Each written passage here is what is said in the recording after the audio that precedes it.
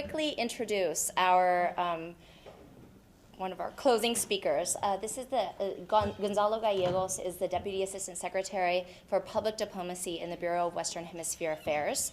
He brings with him a wealth of expertise in Latin America. He's served all over South America, Central America, and the Caribbean. Most recently comes from San Jose, Costa Rica as the Chargé d'Affaires before coming to be the Deputy Assistant Secretary of the State Department. I know Gonzo specifically because I have been cleaning out years and years of files in my office. And he was the public affairs officer to Havana in 2001 to 2003 in a totally different era. And cleaning out for days thousands of files, I realize the creativity really that it takes for a public diplomacy officer, or that it took, especially in previous years, to really implement creative, innovative programs and the real challenges that they face that we are now starting to kind of see disappear as we enter this new era. So please welcome the Deputy Assistant Secretary Gallegos.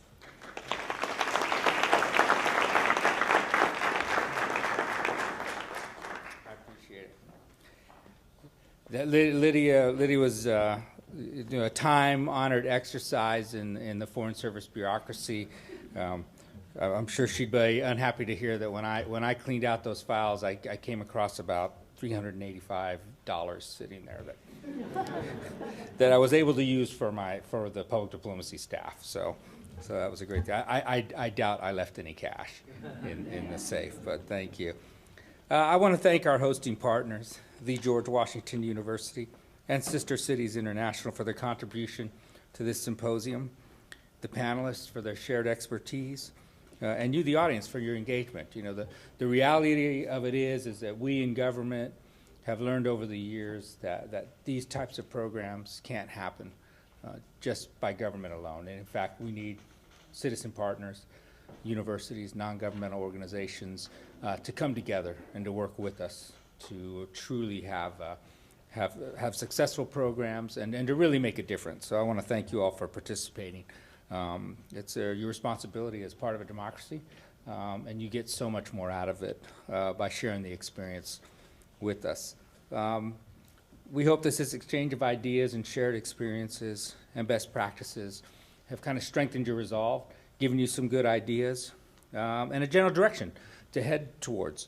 As Lydia said, I was, as the public affairs officer and the spokesman for the U.S. interest section back in 2001 to 2003, those were probably some of the darker days, definitely in the last 20 years of the bilateral relationship. And it was a different time. And it was a time where, you know, our programming, as Lydia, I'm sure, saw all of the paperwork that was involved in doing it, our programs were involved in highlighting the differences between our two governments and what the Obama administration has provided us and you all with the new policy is an opportunity to build programs based on what we have in common. And so I urge you all to be creative. I urge you all to become engaged. You know, we as public diplomacy practitioners see everything through a complementary lens. The incredible opportunity that we have in strengthening the people-to-people connections. The practitioner panelists, as well as many of you in the audience, have done some really amazing work in partnering with Cuba on academic and cultural exchanges. And you described some of the realities of working in this field today. Some of you with deep and long relationships working in Cuba know and have told us about the challenges that you face.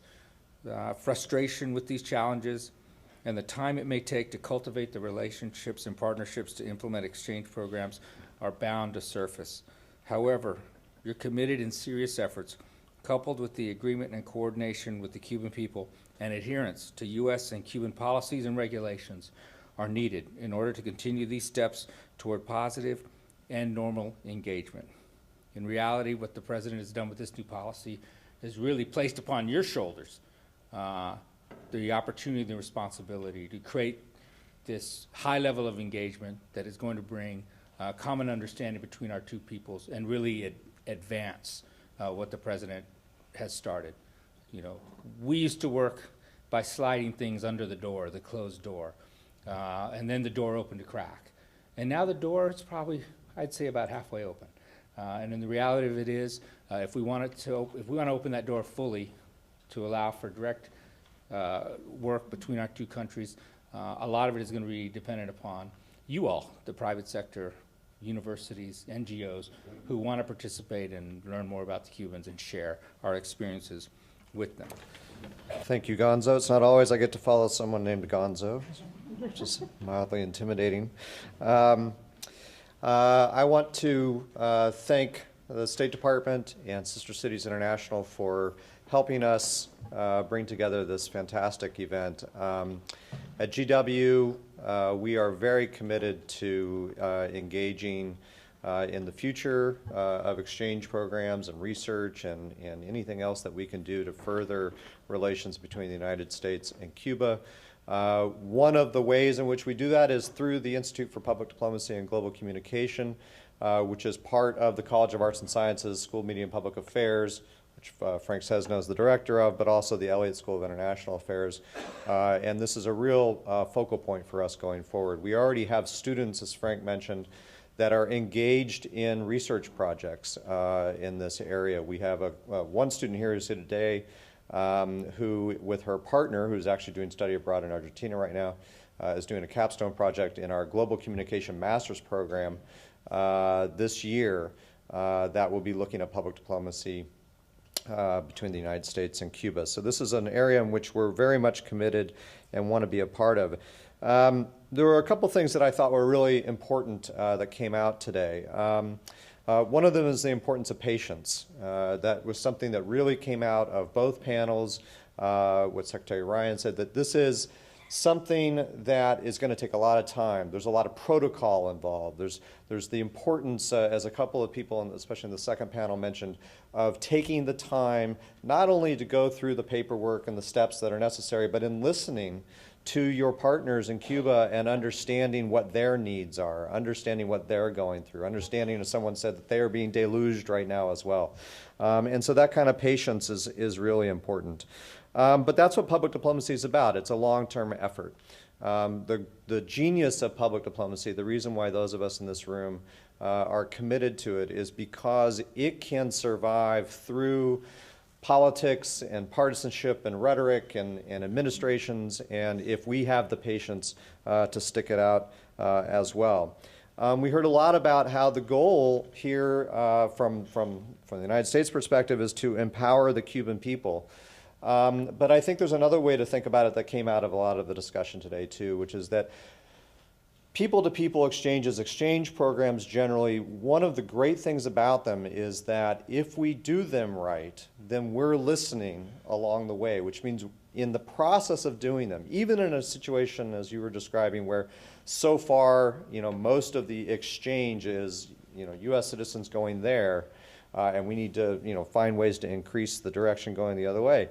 Even in this circumstance, people-to-people exchanges done right means that we're empowering everybody involved in that. Because if you're listening while you're in Cuba, then you're being empowered as well. If you go into these programs with a sense of humility, the kind of humility we heard from our panelists who are engaged in this, then that's exactly what will happen. It's not just about empowering the Cuban people. It's about, through this process, empowering ourselves, understanding their perspective of us in the same way that we're trying to engage with them in our perspective.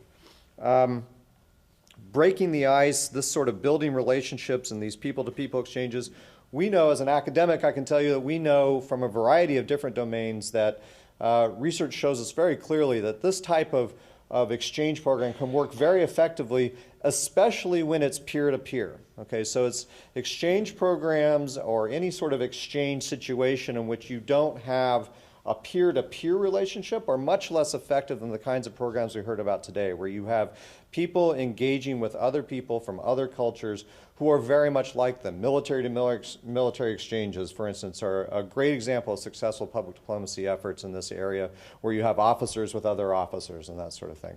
People-to-people exchanges, artist-to-artist exchanges. These are areas in which we know from research in psych and other areas we expect to have a great deal of success, and it's one of the reasons why we're confident that these sorts of public diplomacy programs have been successful in the past and can be successful in the future. So I want to just wrap up by saying that this has been a wonderful opportunity for us, but I think it's really, as Secretary Ryan tweeted this morning actually, the beginning of a process, that this event and what preceded it, especially in the last year, is the beginning of a process, and that if we continue it, it's the kind of thing that can survive the kinds of challenges that PJ was raising in the first panel about politics or elections or that sort of thing. The more momentum you build through these kinds of programs, the less the rhetoric, the less the politics, the less the partisanship will matter. We already heard the public, according to polls at least, is very supportive of this sort of relationship, of this change and this thaw, and that's going to have a lot to do, or that's going to have a lot of impact, I think, on the future here.